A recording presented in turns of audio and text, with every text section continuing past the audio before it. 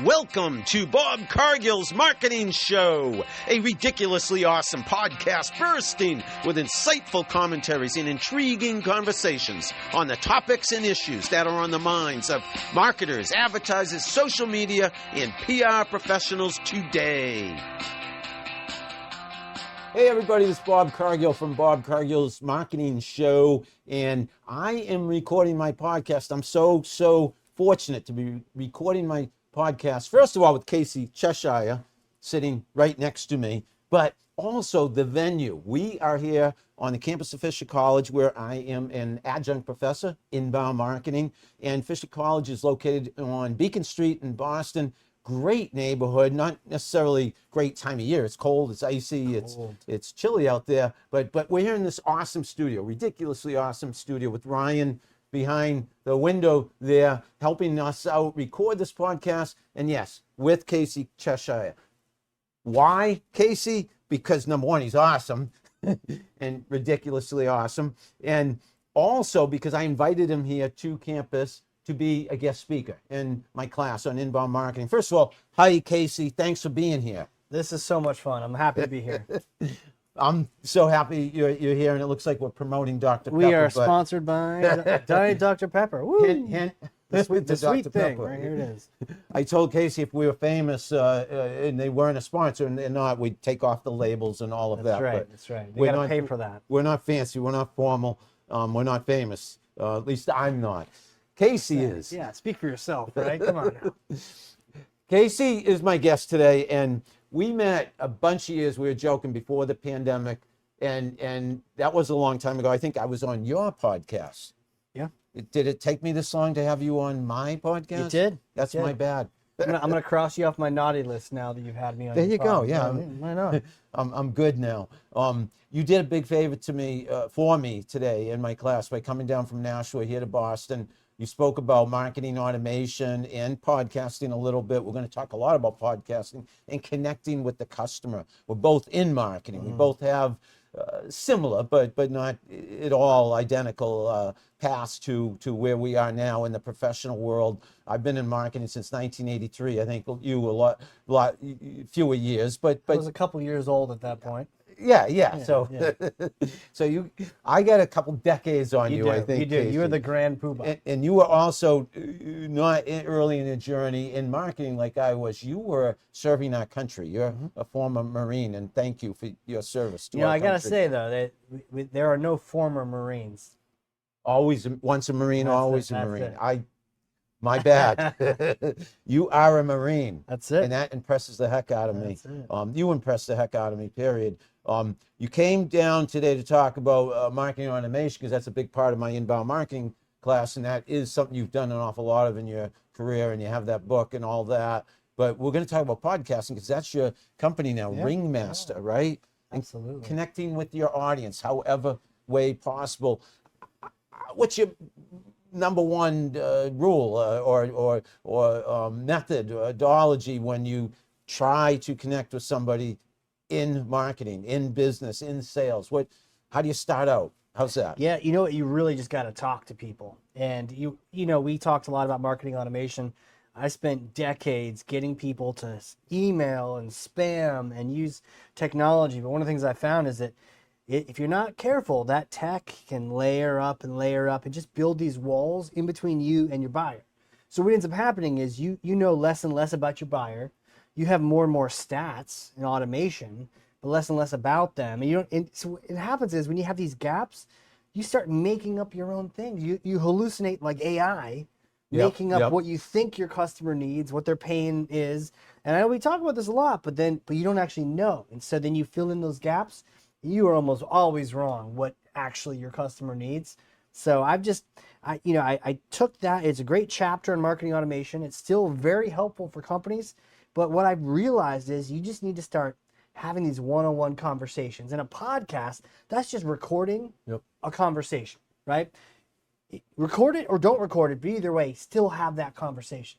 Conversations like these with prospective customers so that you get to know them, and let's not let technology get between us Right. and the human part of doing business. People do business with people. I couldn't agree with you more, Casey. You know, I've been wed, if you will, joined at the hip with social media and now AI and learning and using all these technologies, but we can't let any of that get between us and one-to-one conversations like this is what you're saying.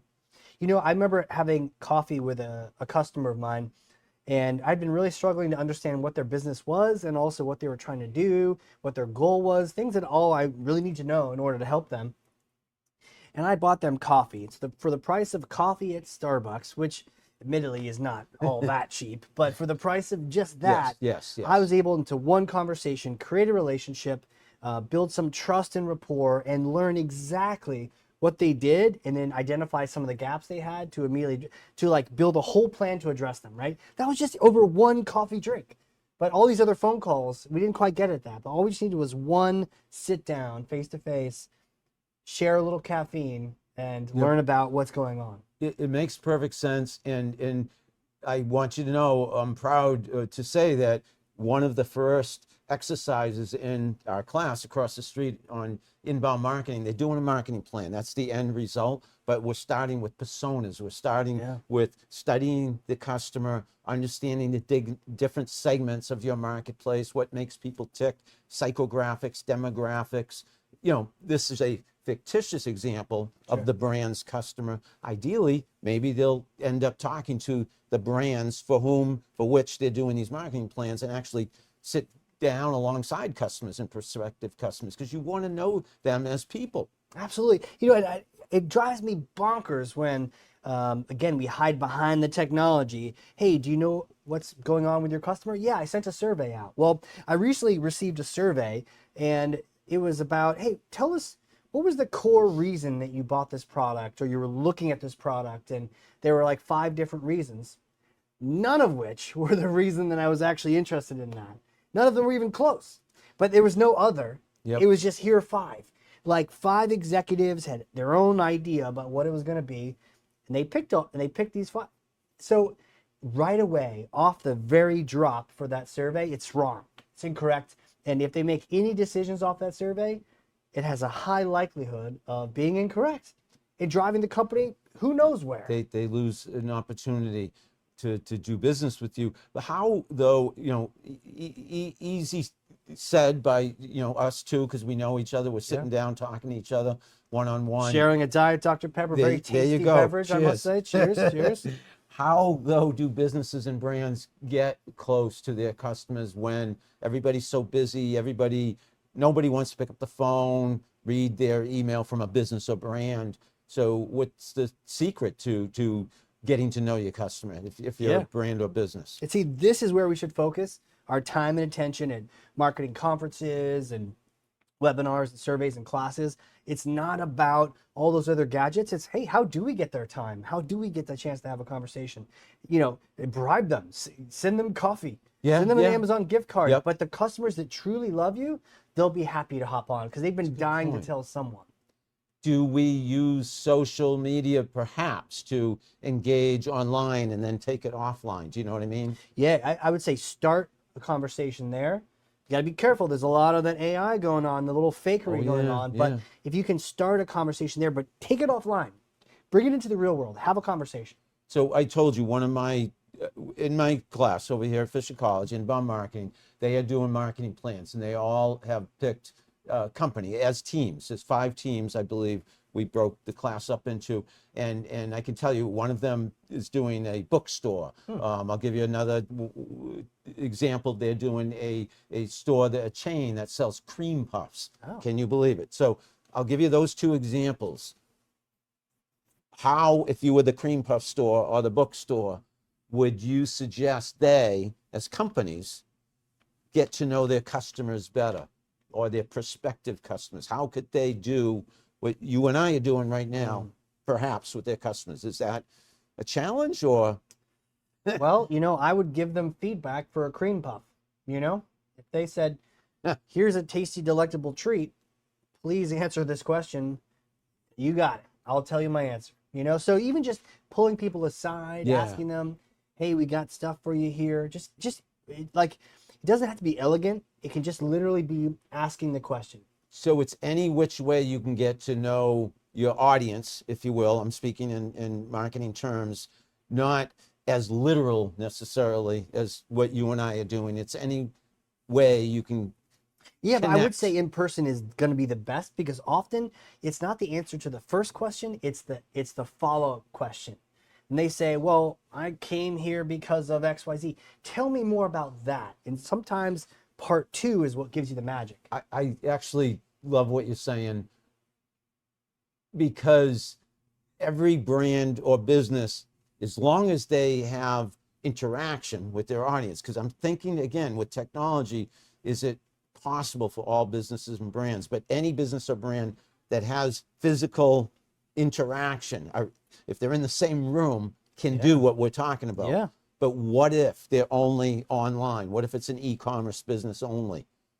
Then I'm offering them some kind of juice in order to hop on a quick call with me. We got to get that face-to-face in. Yeah.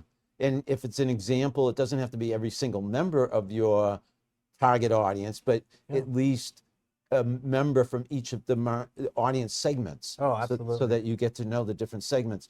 I had an experience recently I'm going to share with you that I think ties back to what we're talking about, relates perfectly. In the emergency room at a hospital. About 75 people in the hospital. I had this bump that's pretty conspicuous in its presence. You bonked yourself. What Yeah, happened? I bonked myself. Car door the other day, 2 weeks ago. Ouch. Oh, yeah. And it was slippery. It was a day kind of like today, but it was snowing too. It was icy on the ground, cold, and I slammed the door in my head. My bad. Clumsy mistake. I end up in the emergency room, and I ended up feeling like this can't be an emergency to them because I had to wait 7 hours. Oh my gosh. And I was thinking, this hospital is a business, smart people, successful hospital, outstanding care once you get in. See the doctor. But there was no one around to talk to me and all the others waiting to be cared for. So if they had just one employee, even if it was an intern, it doesn't have to be a high level employee, although I would have been very, very impressed if the CEO was walking around talking to patients and explaining why it's such a long wait, asking how you're doing. Hey, can I get you a Diet Dr. Pepper? Yeah. Hey, you're bleeding from the forehead. Yeah. Do you want, a towel for that? They didn't have anyone, of all places, a healthcare organization helping.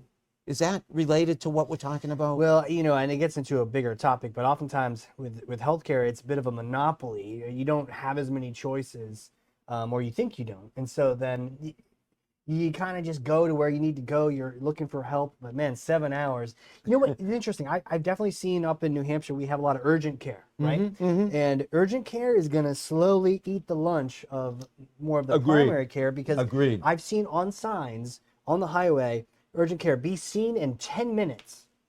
So next time you bonk your head, I know. Call me and we'll go to New Hampshire. Well, here's something. So I'll admit, I never complain. I'm always positive, and I don't see this as me complaining in this instance. But I did send this hospital an email, and I actually heard from them, which actually ends up a perfect story, because they called me and we had a good conversation.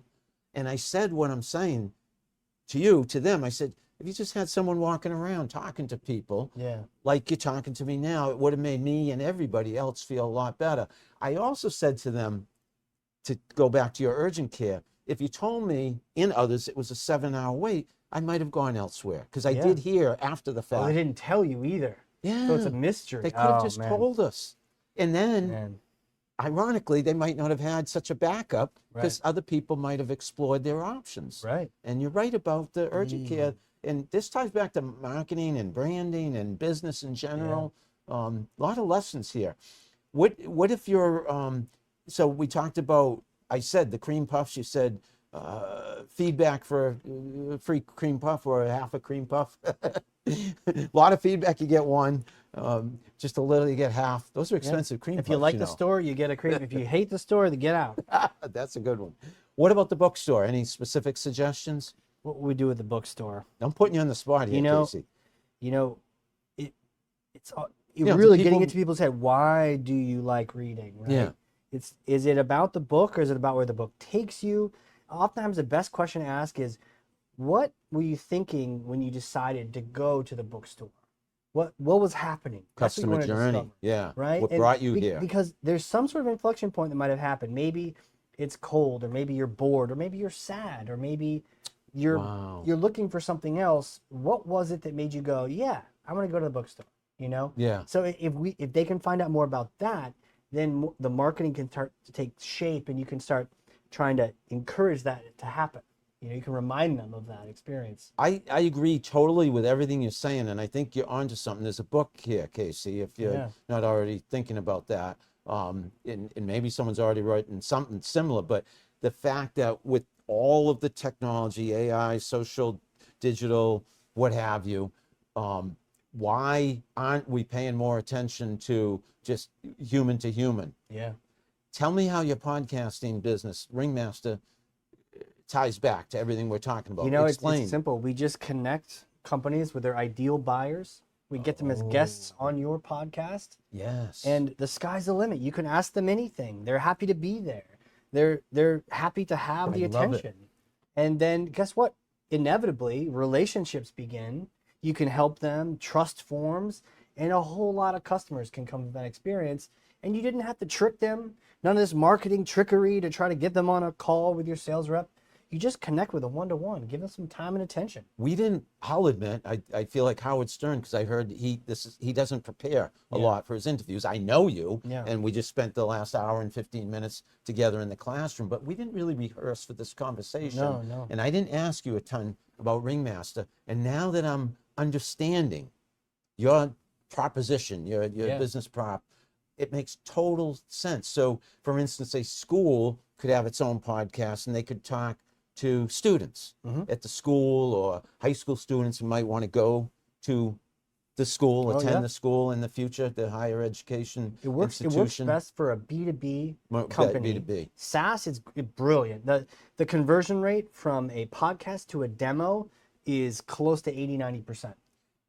So are the podcasts then broadcast publicly, for instance, Spotify and Absolutely. iHeartMedia, et cetera, with potential customers? Right. And then they become customers because I agree with that. Your guest is a potential customer. Your audience are potential customers. Everyone's a potential, it's amazing. Do they ever suspect, if you will, that, hey, you're just trying to get to know me better so that I'll become a customer, or does that even matter? It's a great question. It's like the Transformers. It's like Spider-Man. This can be used for good or for ill. With great power comes great responsibility. You can try to trick people, but then they're going to know what's going on, and then you've lost them, and then you didn't get that sale, and you didn't get that episode, and it doesn't work if you try to trick people. But some people try. This is masterful, because having almost 200 episodes. This is close. Sorry, I don't think it's going to be my 200th episode, but like my 197th or 198th. 197. Let's do it. I'm right around there. Yeah. I have told people having the podcast, and I don't want to give it up because I get to know people so well. Right. Because when you have these conversations, you're very focused. Absolutely. Nothing's distracting us right now. Absolutely. Maybe the camera's a little bit. Right. And in the Diet Dr. Pepper, we keep sipping our Diet Dr. Absolutely. Pepper. But seriously, we're having a great one-to-one conversation. I've told people, because of my podcast, I get to know so many people that I wouldn't otherwise know as intimately, as deeply, as closely as I get to know them when I interview them on podcasts. So you are on to something. Am I giving your secrets away right now by putting this out there? Hey, do a pod. Don't even work with us if you like. I mean, what we do is we do everything so that our clients can just focus on the conversation, right? Because podcasting, there's all the guest work, all the production, the promotion, all that. And that's why a lot of people pod fade. I don't know if you've heard that term, pod I fade. love the term. I do not know, but I know it's like shopping cart abandonment, right? Yeah. Well, pod fade is you started a podcast, you got a couple episodes in, you realized, wow, I only have 4 people listening, and it's a lot of hard work, and then you stop doing it, right? So that's where we come in. We come in and we say, hey, company, rather than look like you're an amateur with your brand new podcast, let's make this look like $1 million so your guest wants to join it. Wow. And then we take care of everything. You are on to something big. I'm really happy that we're talking about this, because I feel like I'm in on something potentially very big. I don't like you were saying. You don't like me.